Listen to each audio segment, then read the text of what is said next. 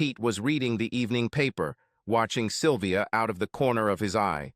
Dinner is almost ready, and she has just returned from the toilet on the first floor. Go on a dime, as she liked to say. She stopped at the dining table that Pete had set for two, straightened the knife, rotated the central flower arrangement, and continued into the kitchen. He smiled. She didn't even realize she did it. The fact is that Sylvia had borderline OCD. She was unaware of her little habits and rituals, but Pete noticed them with amusement. And he wasn't going to tell her. After all, knowledge is power.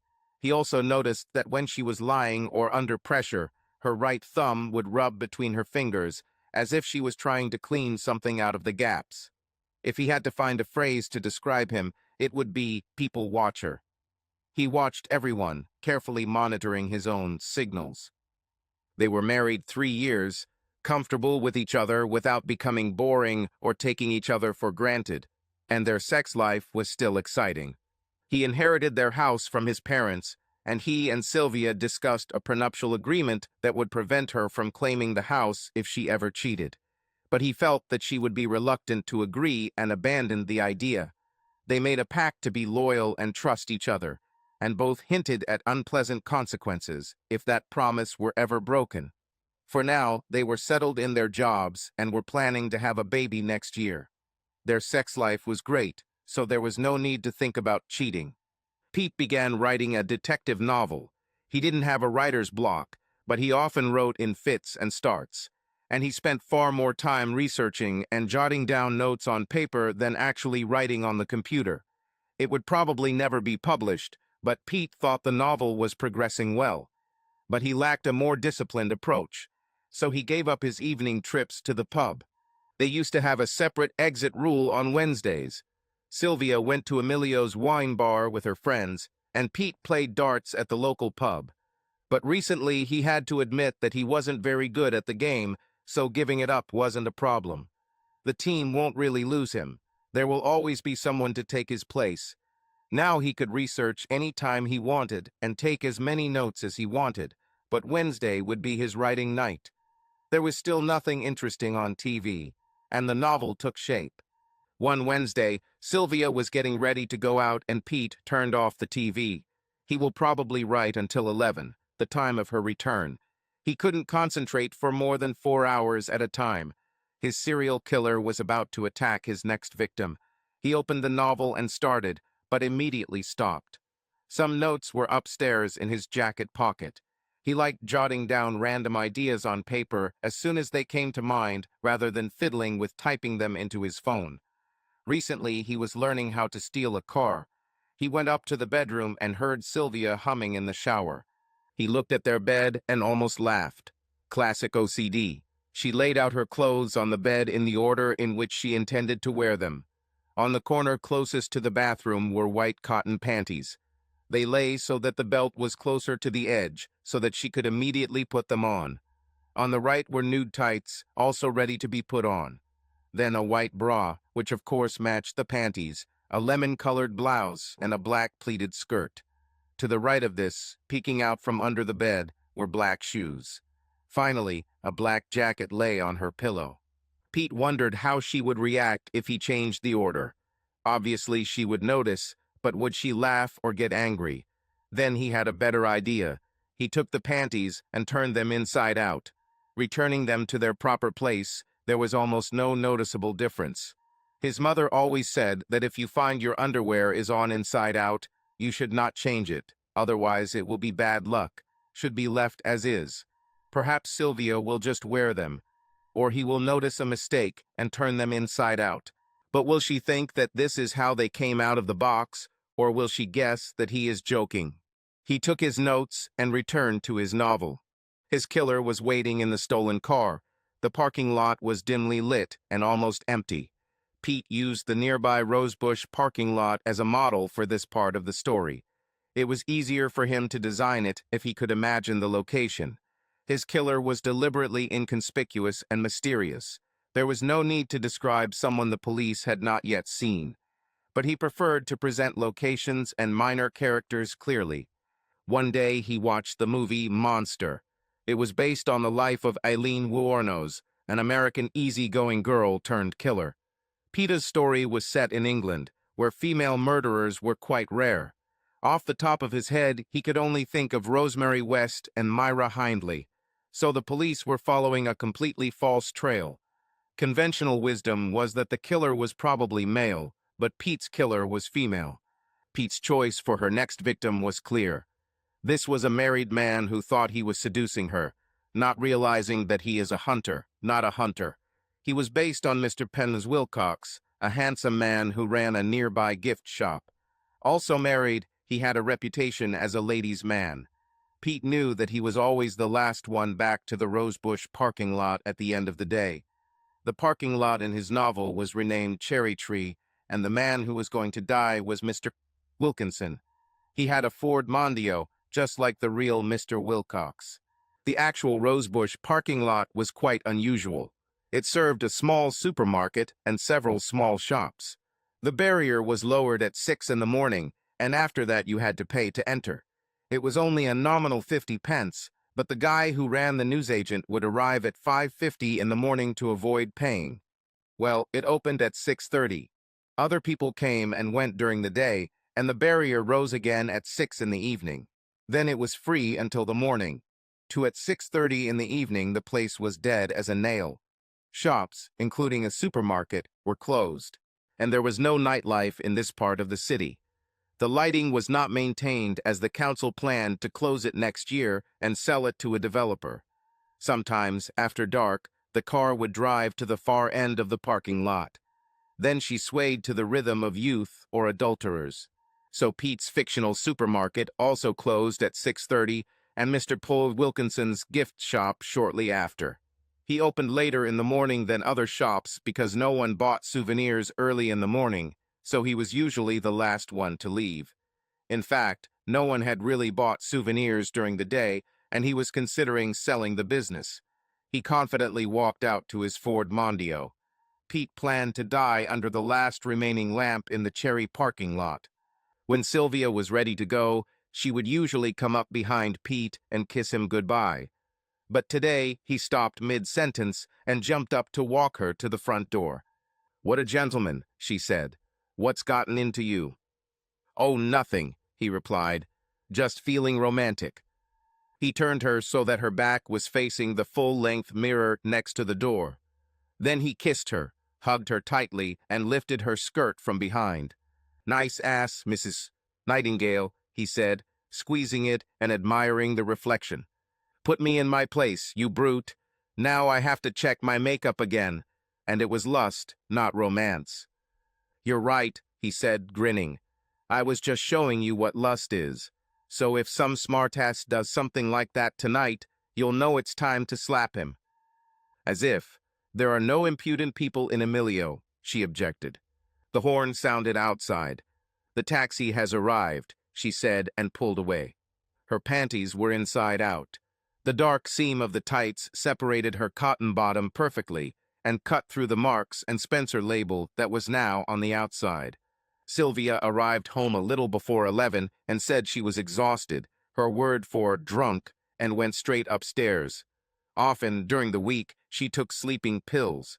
She suffered from insomnia for years, but today she fell asleep as soon as Pete came into the bedroom. There was no sign of clothing. Even when completely drunk, she always hung up her jacket, skirt, and blouse. Her passion for order was automatic and did not usually depend on alcohol. Pete undressed and threw his clothes on the chair next to the bed. After putting on his pajamas, he took his boxers and socks into the bathroom and placed them on the lid of the laundry basket. He brushed his teeth and was about to leave when he noticed her underwear. Sighing, he lifted the lid. He will soon become as obsessive as she is. As he tossed his clothes into the hamper, he noticed her bra, but not panties. Pete shrugged, turned off the bathroom light, and got into bed. He pressed himself close to Sylvia and hugged her. She turned to face him and wrapped her arms around his neck, burying her face in his shoulder.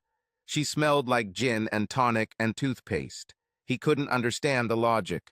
If you're spending an evening at a wine bar, isn't it better to share bottles of wine with your friends? Emilio may be a little pricey, but he has a good deal on whole bottles. Women, he kissed her neck. Sylvia seemed to respond and let out an encouraging. If he acts gently, she may wake up enough for a quickie. She was wearing an old t-shirt that said that Sylvia, against all logic, shot Juar. He ran his hand under her t-shirt and stroked the smooth skin of her back. Then he lowered his hand down. She was still wearing her panties. When she wasn't wearing sexy nightwear, she usually went to bed wearing old cotton shorts or no shorts at all. She had to be pretty drunk to go to bed wearing the same panties she wore when she left. She always maintained that it was unhygienic to keep them on all night. Pete was able to get his hand under them and squeezed her buttock.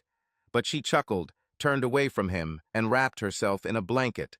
It didn't matter. His mood changed. He felt the panty label before she turned away. And she was on the inside, where she should be, but not where she started.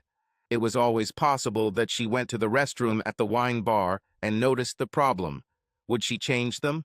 No, take off your shoes, tights and panties only to turn them inside out. Pete didn't think so. It's much more likely that she took off her underwear for another reason and automatically put them on correctly. It doesn't take a genius to guess what the reason could be. Knowing that he wouldn't be able to sleep now, he took her mobile phone from the nightstand and went downstairs. He sat down on the sofa and scrolled through her messages. There were about 40 of them, but 3 stood out. One was from Cynthia, whom he knew vaguely. It was dated late in the evening and said, "Haven't seen you in a while, are you okay?" Sylvia's response was, "It was a little icky, see you soon." Nothing particularly suspicious in itself, except that she wasn't sick. And this overlapped with another suspicious contact, GF, which was completely empty. So if GF was her friend group, she deleted all incoming and outgoing messages. And if Cynthia was one of those friends and hadn't seen Sylvia in a while, maybe none of them had seen her. She probably intended to delete Cynthia's message and her reply, but she got drunk and forgot. Even more intriguing was that G, directly above it, is also empty. Worst case scenario. She skipped a night out with her friends and dated someone named G, and she deleted all messages to and from her friends because there would be a lot of incriminating. "You haven't been seen in Emilio for a long time." Also deleted all messages to and from her lover, G. Pete felt that he was close to finding out what happened and when. Perhaps tracking who and where would confirm his suspicions. He returned to bed. On Thursday morning, he was at ease. "Did you have a little too much yesterday?" "Yes, sometimes it happens. Don't worry, I'm fine to go to work." "All the usual group of girls at Emilio?" "Yes." Sylvia was completely calm and clear, but her thumb rubbed between her fingers. She was lying. Pete thought best when he was outside, so that evening he decided to take a walk to the riverbank. "I'll go get some fresh air, Sylv. I'm starting to get a headache." It was a popular spot on a summer evening, and there were a lot of cars parked there. Pete cleared his mind and headed towards the water. He then turned towards the hotel to get back on the road. Time to go home. A Ford Mondeo pulled into the hotel car park. Was there really going to be another murder like in his novel? The female driver parked under the canopy, got out, and placed the heavy suitcase on the ground. Another car pulled up behind the Mondeo, and the doorman offered to drive her while she moved her car. She parked in the spot next to Pete, and he watched her walk back towards the hotel. Another nice ass, he thought, comparing it to Sylvia's. He thought that the doorman had also glanced furtively at her as she entered. Pete looked at the front of the hotel as he turned around. Grand Emperor, GE. Could this be the one on her phone? Didn't Sylvia write down the initials of the hotel where she met her lover instead of his name? That would be tricky. He left work early on Friday and returned to the hotel. This was a business hotel for a week. The riverbank was nice, but it wasn't a tourist town, so it was quiet on the weekend. He entered and noticed someone. The girl at the reception was a temporary barmaid at the Pen and Parchment pub nearby. "Hello, didn't I see you behind the bar at Penn?" She gave him her best smile. "Yes, but I'd rather you didn't talk about it. I only work here on weekdays. My job at the pub is cash in hand." "Don't worry, the IRS is not my friend." "Thank you." How can I help? Yes, I want to make you a small business proposal.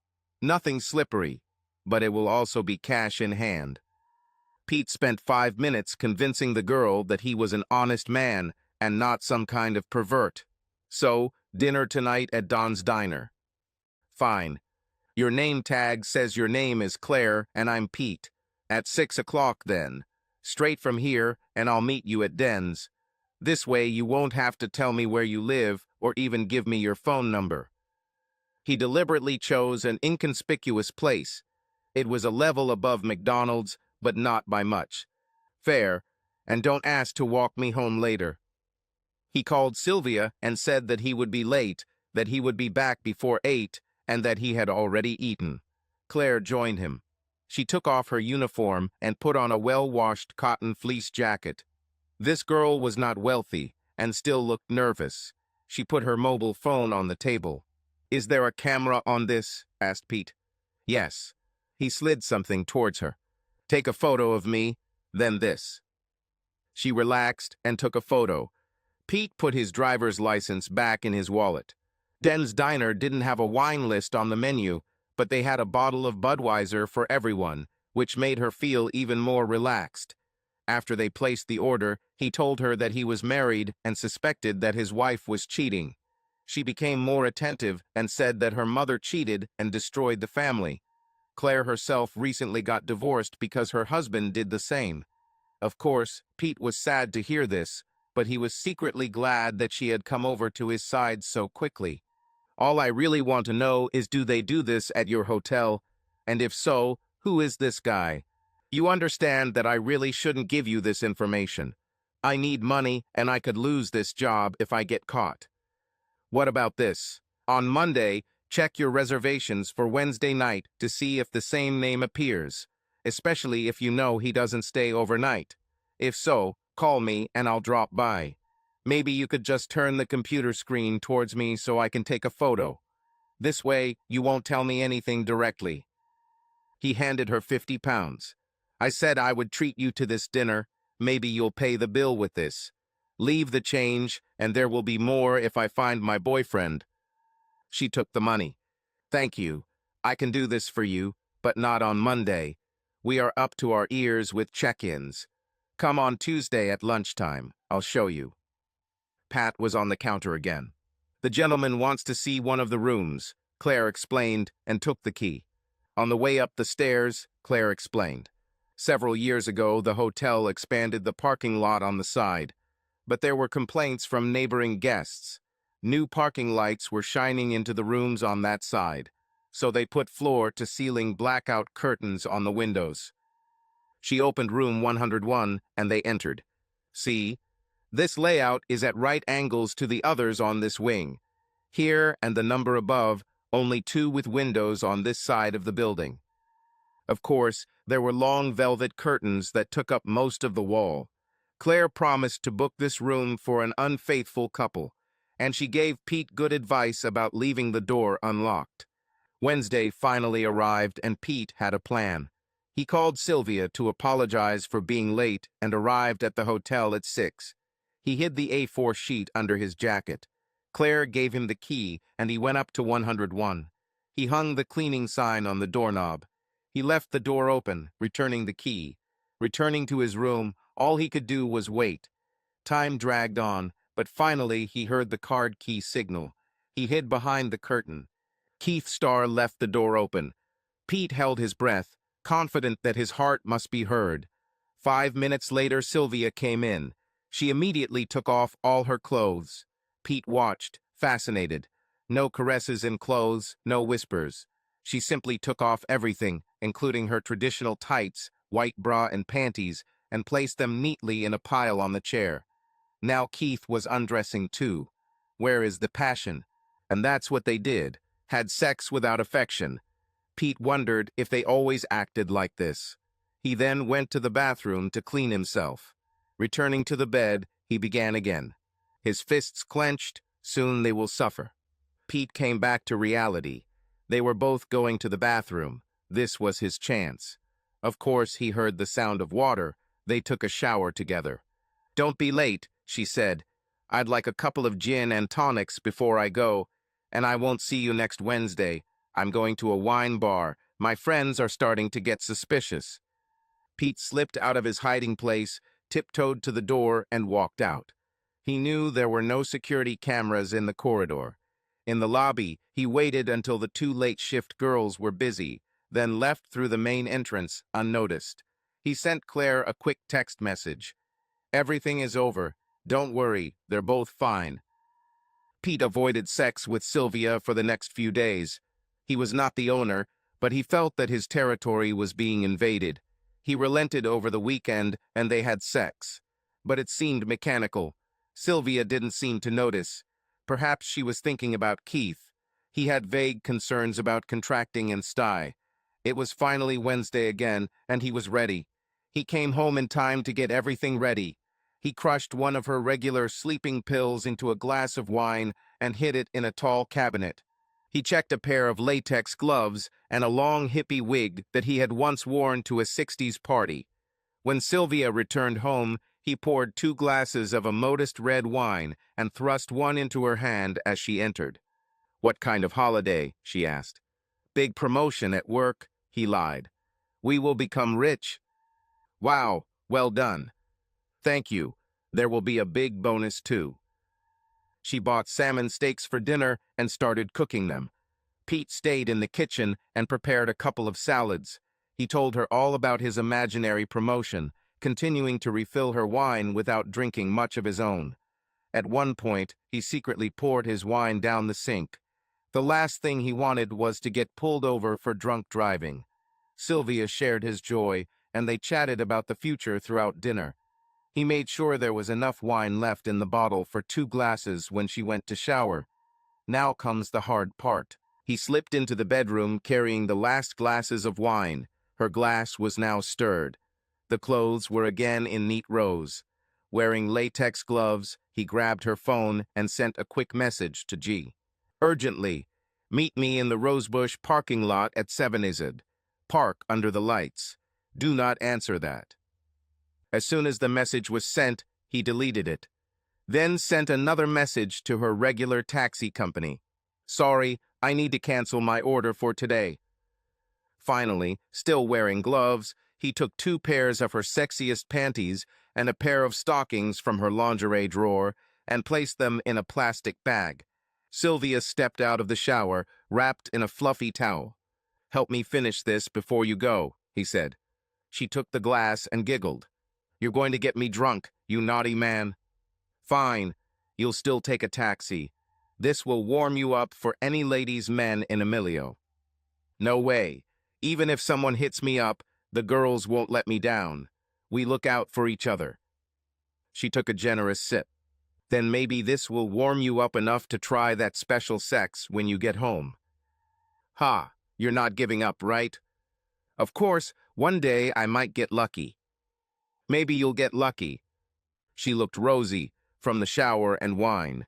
Pete engaged her in a discussion about where they could go on vacation, now that he was making more money. She started nodding off. He poured the rest of his wine into her glass. "Finish it, Sylv." She drained the glass, and Pete went into the kitchen where he washed both glasses. He then returned to his computer. He turned from his affair as she came downstairs. "Are you okay? You look a little tired." "I was really tired for some reason. Doesn't matter. I'll perk up when I get to the wine bar." "You have 10 more minutes. Would you like another drink? We still have some Baileys left. You love him." "Not good." Pete poured a glass and handed it to her. She took it, but looked confused. "I said, not good." "Oh, sorry. I thought you said what you wanted. It doesn't matter. Drink it anyway. It's cream. It will go bad if you don't drink it. You know I can't stand it." She drank. 5 minutes later, she complained that her taxi was still not there, slightly slurring her tongue. "Give me your phone number, and I'll call them and find out what's going on." "But..." "What? I can't see your phone?" "No, yes, of course." She took it out of her purse and handed it to Pete. He scrolled through and pretended to make a call. "They apologize. Double booking and loss of your number. Should be here in a few minutes. Fine. He took out a bag of her underwear, carried it to her car, and placed it on the passenger seat. The time was critical. He needs Sylvia to pass out very soon. But when she returned to the living room, she was already unconscious. Perfect. Latex gloves are in place and a bottle of Bailey's, although the police are unlikely to take prints. He poured a glass and brought it to her lips. Come on, Sylv. The taxi will be here soon. This will help you wake up. It's coffee. She drank, still sleeping more or less. A couple of minutes later, Pete carried her to the car, not forgetting her purse, where he strapped her in the back seat right behind the driver's seat. He pressed the Bailey's bottle into her right hand so that it would leave imprints on it. Then he threw it on the floor of the passenger seat, where it spilled. Finally, he put on a long wig and drove to the Rosebush parking lot. He parked to the side, opposite the only light. Again he had to wait, but only a few minutes. Keith arrived as instructed at 6:55 a.m. in a Mercedes-Benz. At first he just sat there, so Pete flashed his headlights. Keith was halfway out when Sylvia's car slid forward, pinning him against the Mercedes. It was a perfect blow, almost gentle. His hand was pinned to the car and was badly injured when the driver's door slammed shut. He was pinned down and barely had time to scream. Pete pulled away and walked out. Keith was now lying on the ground and Pete was standing over him. He was dying. "You won't use that hand to touch women's butts anymore," he muttered. He took Keith's phone, found her message, and deleted it. Then he sent a new message. The phone beeped in her purse. "Meet me in the Rosebush parking lot, but I won't change my mind. I will never sleep with you again. I'll bring the laundry you left at my house." Pete now moved Sylvia into the driver's seat, buckled her in, and placed her hands on the steering wheel. Finally, he took out the underwear, which he placed on the passenger seat of the Mercedes. So what will the police find? A married woman who has just been abandoned by her lover. She got drunk and attacked him in a rage. She fastened her seatbelt and was practically unhurt. They'll test her for alcohol, but probably not for substances. If they check, they will only find her regular sleeping pills. As a result, she will receive a prison sentence for grievous bodily harm. No one would be surprised if he divorced her while she sat, and she would be unlikely to resist the settlement. Well, he might have believed that she had run over him, although she will deny it. But hopefully he will learn his lesson. Pete straightened his wig and went home to watch TV and drink a few bottles of beer. Anyone passing by could see a slender, long-haired woman leaving the parking lot. Subscribe to our channel so that your love doesn't cheat on you, and go ahead and listen to the next story, because this story is nothing compared to the next one. If you're under 18, don't even think, click to the next one. Click